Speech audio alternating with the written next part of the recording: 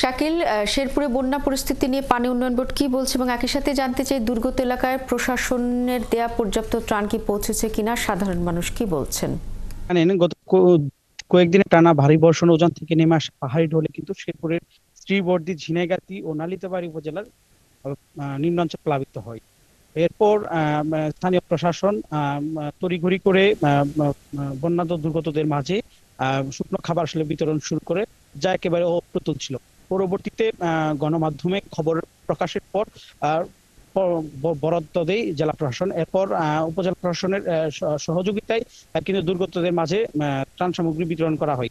তবে যে পরিমাণ ত্রাণ সামগ্রী বিতরণ করা হচ্ছে, এটা চাহিদার তুলনায় আসলে একেবারে অপ্রতুল। বিশেষ করে দুর্গম এলাকা আসলে এই ত্রাণ সহযোগিতা পৌঁছানো খুব কষ্ট হয়ে গেছে, যার ফলে সীমান্তবর্তী যে বিজিবি রয়েছে, বিজিবি ময়মনসিংহ ৩৯ বিজিবির কোম্পানি কমান্ডার ইসমাইল হোসেনের নির্দেশে এই সীমান্তবর্তী যে দুর্গম পাহাড়ি এলাকা আছে, পাহাড়ি এলাকার কিন্তু খাদ্য সামগ্রী আসলে শুকনো খাবার বিতরণ এখনো চলছে, এর আগেও চলেছে।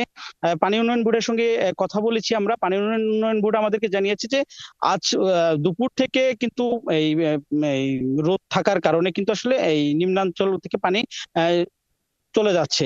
তবে নতুন নতুন কিন্তু এলাকা আসলে প্লাবিত হচ্ছে। ইতিমধ্যে শেরপুর সদরের গাজীর খামার সহ ধলা এবং নকলা উপজেলার কয়েকটি ইউনিয়ন কিন্তু আসলে প্লাবিত হয়েছে।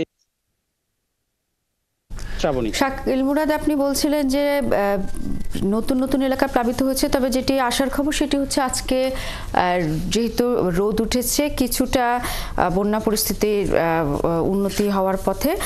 একটু বিষয় জানতে চাই যে শেরপুর তো একটু দুর্গম এলাকা, সেই দুর্গম এলাকা আসলে কিভাবে প্রশাসন সমন্বয় করে ত্রাণ পাঠাচ্ছে, সেই প্রক্রিয়াটিকে একটু বলবেন?